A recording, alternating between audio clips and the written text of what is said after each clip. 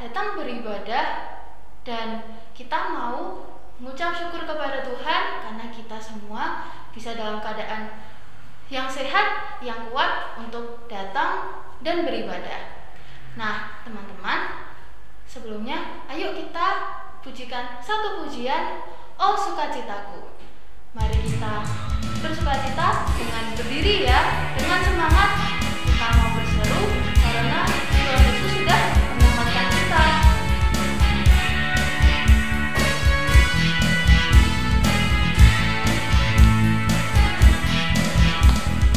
Oh sukacitaku, sejak ku jumpa Yesusku. Oh sukacitaku, kutemukan juru selamat. Dia mengasihi aku, bahkan mati bagiku. Sukacitaku kini penuh. Padanya aku berharap, pada Yesus Allah yang hidup. Padanya aku berserah, Engkau sumber kehidupanku.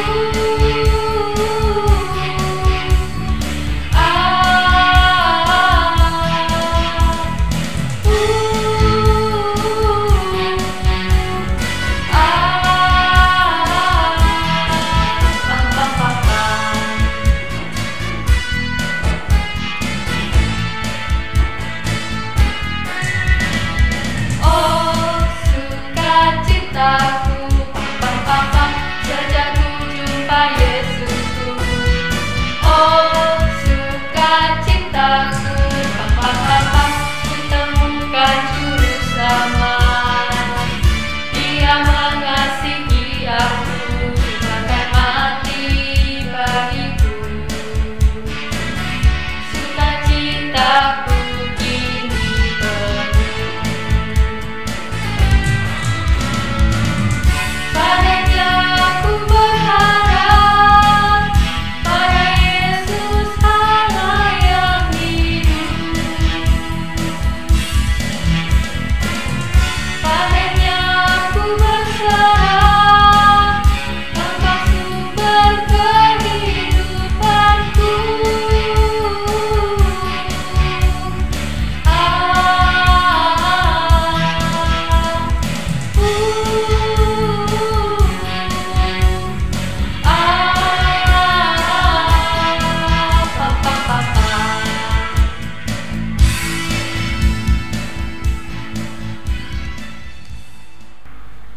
Sebelum kita memujikan satu pujian lagi, mari kita berdoa. Selamat pagi Bapak, selamat pagi Yesus, selamat pagi Roh Kudus. Terima kasih ya Tuhan buat berkat penyertaan-Mu selama seminggu ini, sehingga anak-anak sekolah minggu dapat beribadah kembali di rumahnya masing-masing. Dan biarlah Engkau yang menyertai kami dari awal ibadah hingga akhir nanti. Kami mengucap syukur Tuhan buat berkat kesehatan dan kekuatan selama seminggu ini yang telah Engkau berikan kepada kami. Terima kasih ya Tuhan, kami telah berdoa serta mengucap syukur. Haleluya, amin. Sebelum kita mendengarkan firman Tuhan, mari kita pujikan lagu Baca Kitab Suci.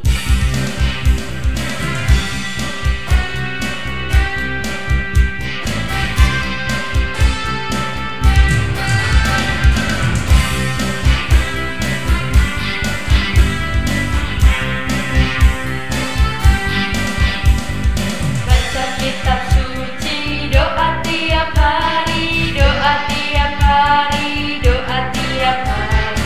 Baca kitab suci, doa tiap hari.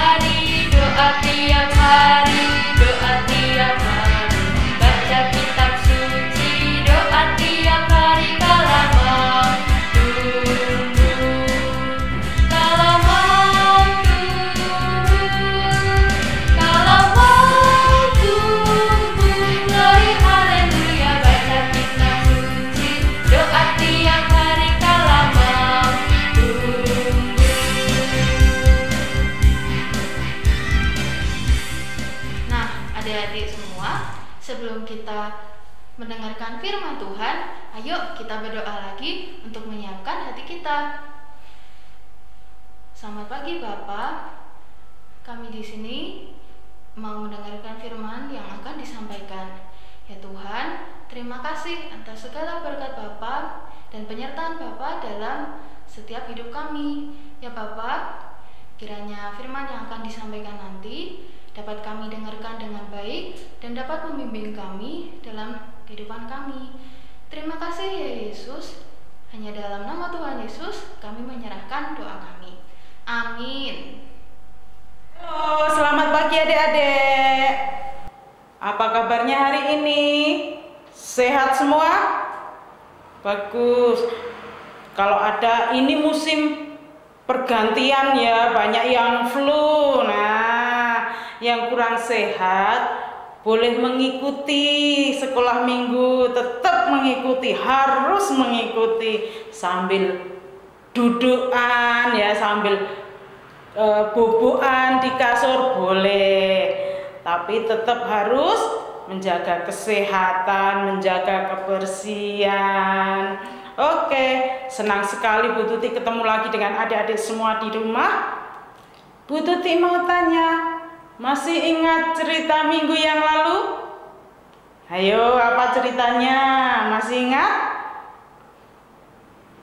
Tentang Rasul Petrus dan iya, pinter. Apa yang mereka lakukan? Ayo, kemarin ada tantangan dari Bu Christine toh, mengabarkan Injil dengan berani. Nah, adik-adik, semua rasul-rasul, semua murid-murid Tuhan mengabarkan Injil ke seluruh penjuru Yerusalem.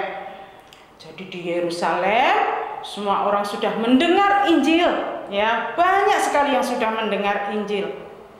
Tetapi adik-adik, yang di luar Yerusalem, nah, masih banyak yang belum mendengar Injil, belum mendengar cerita tentang Tuhan Yesus. Masih banyak yang tidak tahu siapa itu Tuhan Yesus yang katanya sudah mati dan bangkit. Nah, banyak sekali yang tidak kenal dengan Tuhan Yesus.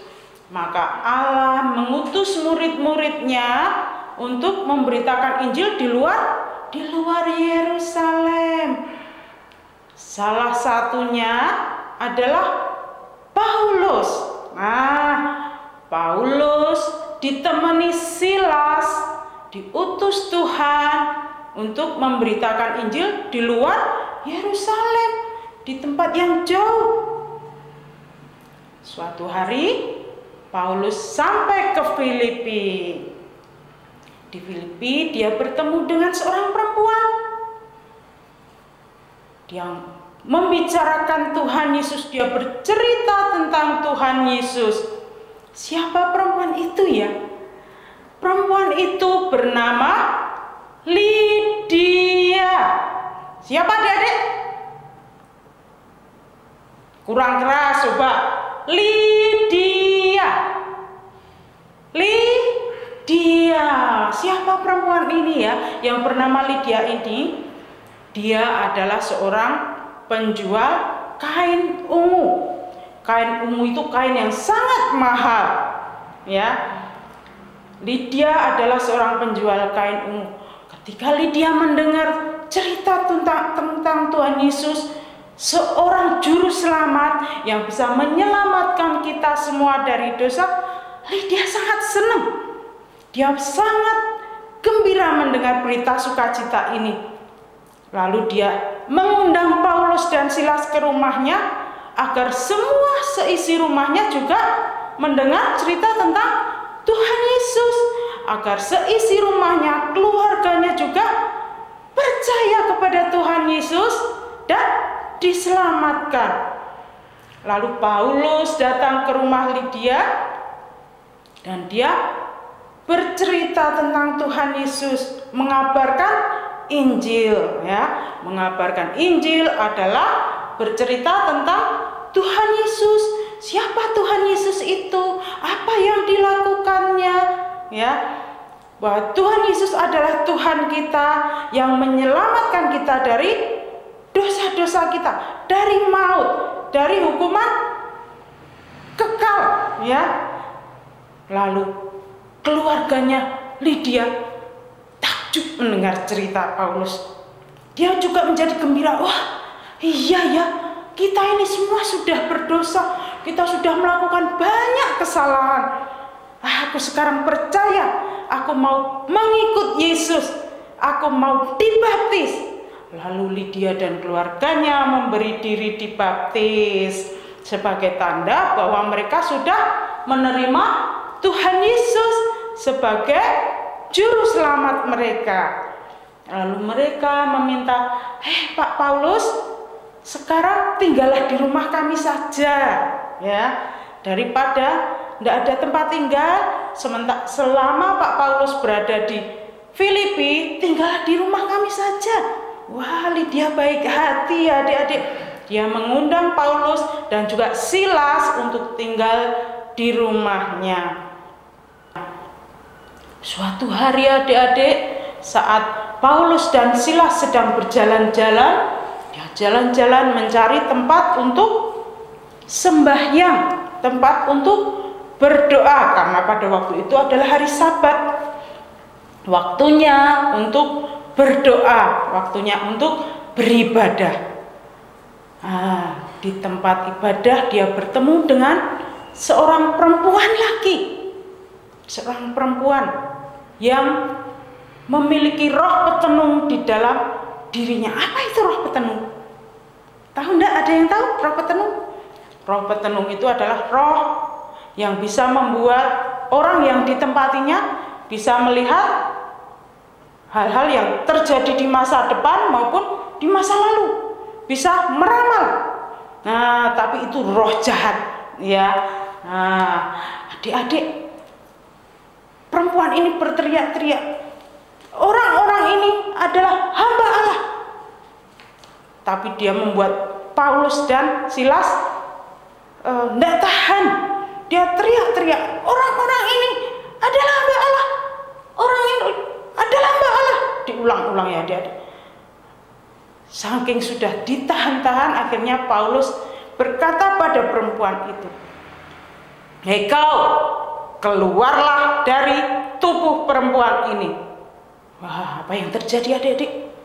Maka roh jahat yang ada di dalam tubuh perempuan itu pun lari keluar dari tubuh perempuan itu, sehingga perempuan itu tidak bisa lagi meramal, tidak bisa lagi melihat apa yang terjadi di masa-masa yang akan datang.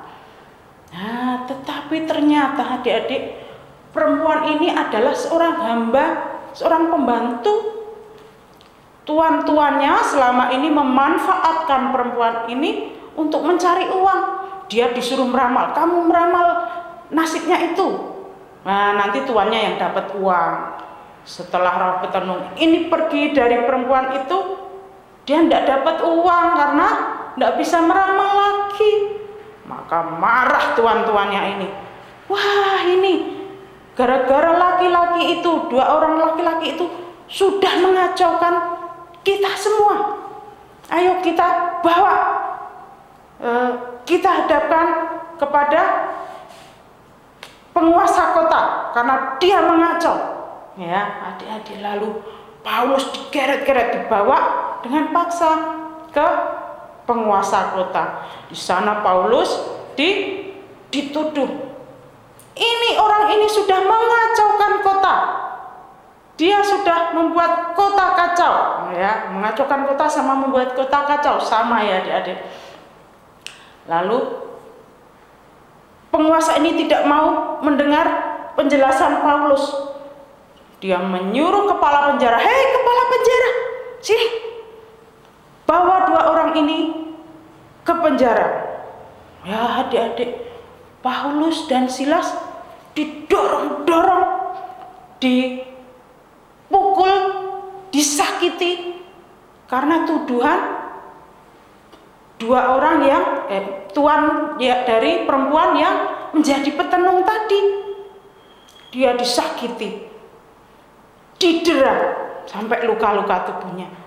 Setelah itu Paulus dipenjara, dimasukkan ke dalam penjara di bagian tengah, yang paling tengah.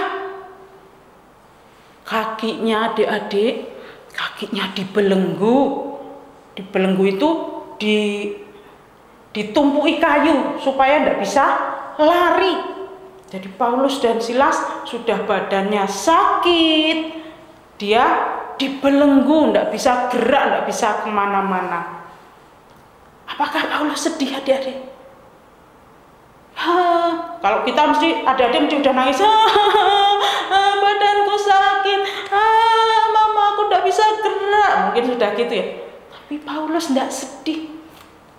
Tengah malam Paulus malah berdoa sama Silas, memuji Tuhan, ya, memuji kebesaran Tuhan. Aku memuji kebesaran-Mu. Mungkin seperti itu ya, memuji kebesaran Tuhan. Ajaib Tuhan, ajaib Tuhan. Nah, Paulus dan Silas terus-menerus memuji Tuhan sampai seluruh penghuni penjara itu mendengar nyanyian Paulus.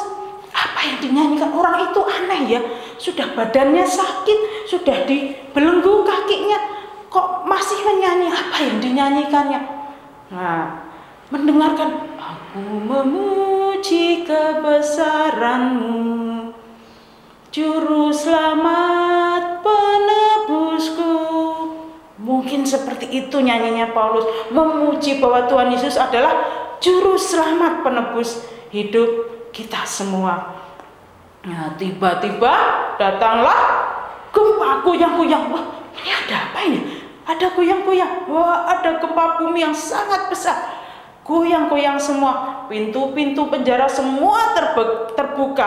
Begitu juga dengan belenggu yang ada di kaki Paulus dan Silas, terbuka juga.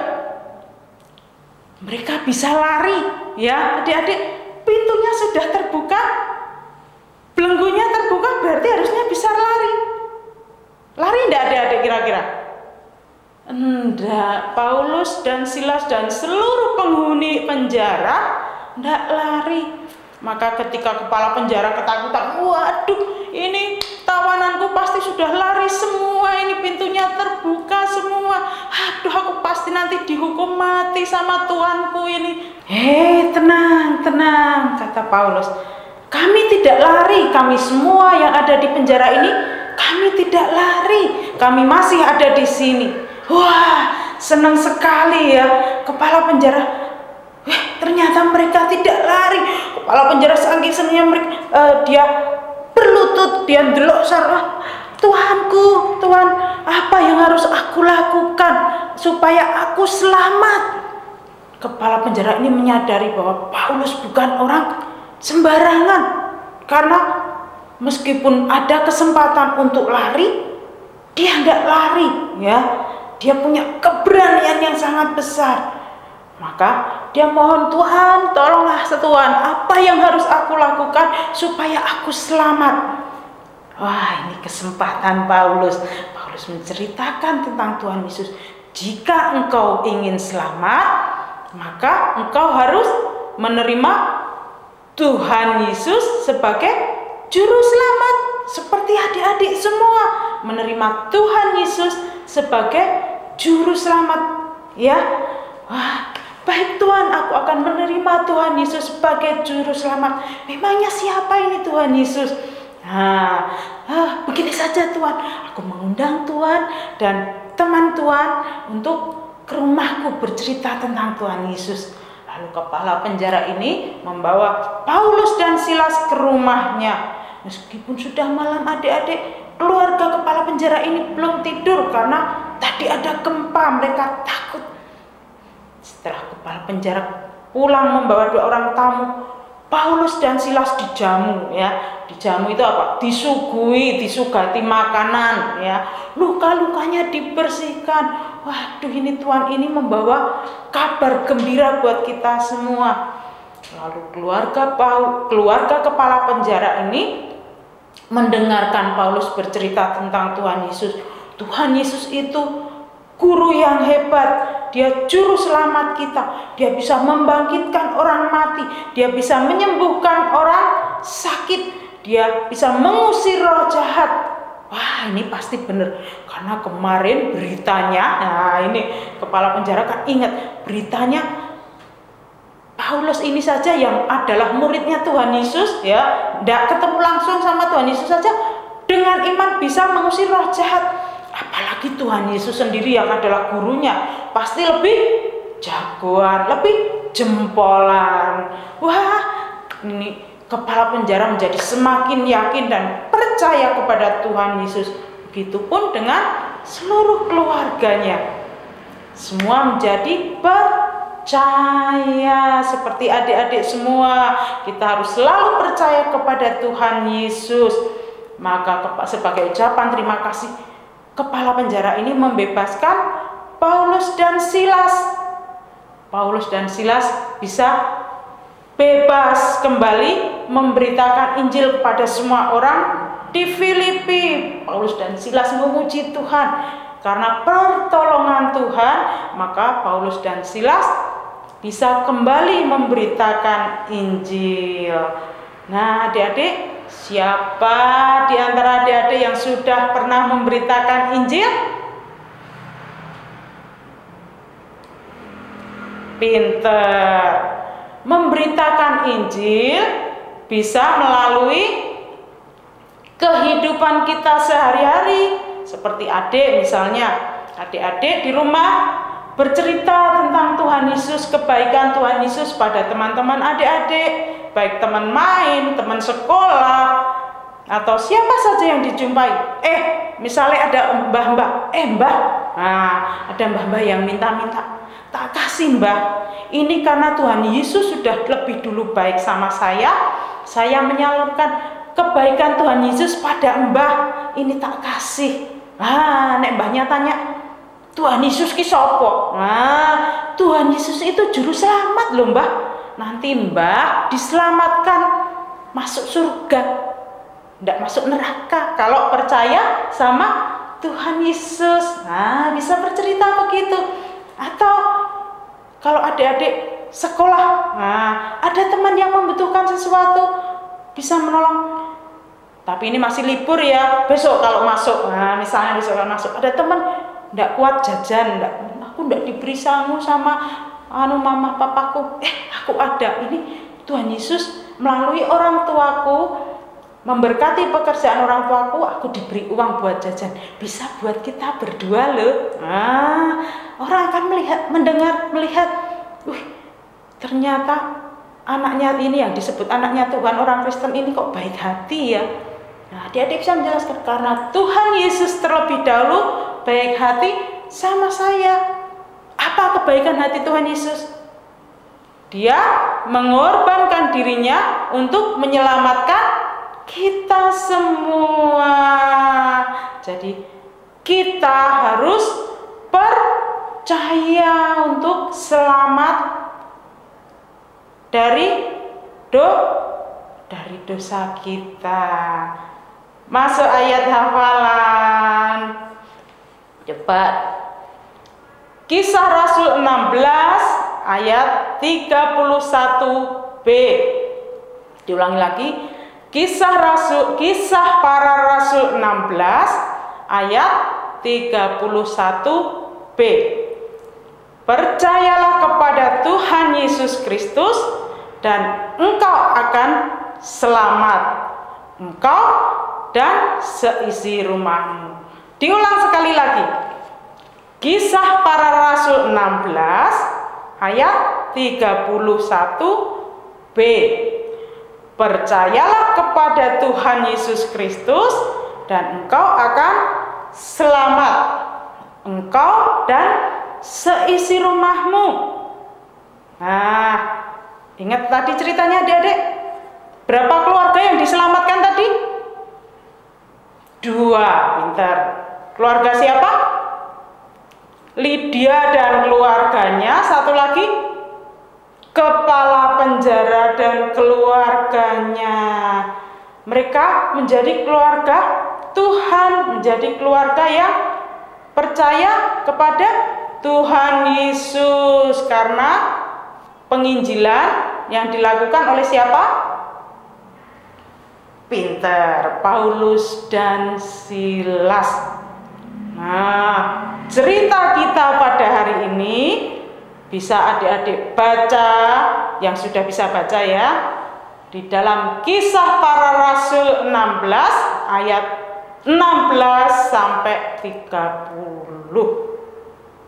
Oke, ingat adik-adik, tetap menjaga kesehatan, pakai masker, mandi, cuci tangan, jaga jarak, makan makanan bergizi, ya, dan nggak usah keluar-keluar dulu, nggak usah dolan-dolan dulu, ya. Adik-adik, sekarang kita mau berdoa sebelum kita berpisah. Tuhan Yesus, terima kasih untuk firman-Mu pada hari ini. Tolong kami Tuhan, supaya kami bisa menjadi pemberita Injil-Mu dimanapun kami berada. Seperti Paulus, seperti Silas, Engkau memberkati kami seperti mereka.